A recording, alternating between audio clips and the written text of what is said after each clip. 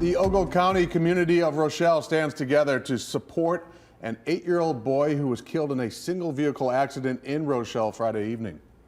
8-year-old Connor Ewald was in this car with his mom when it went off the side of the road and rolled over several times. Connor was pronounced dead at the scene. Mackenzie Hackler, the mother of one of Connor's best friends, organizes a GoFundMe to assist the family with funeral expenses.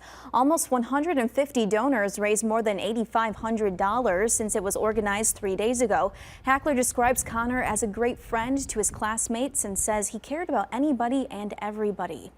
We felt that it was our best way to help them.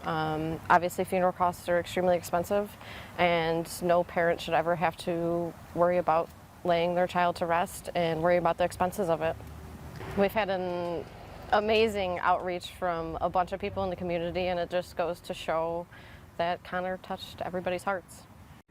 According to the GoFundMe, Connor's visitation will be from 4 to 7 Thursday afternoon at Unger Horner Funeral Home in Rochelle. The funeral will be 10 a.m. Friday at the Presbyterian Church in Rochelle.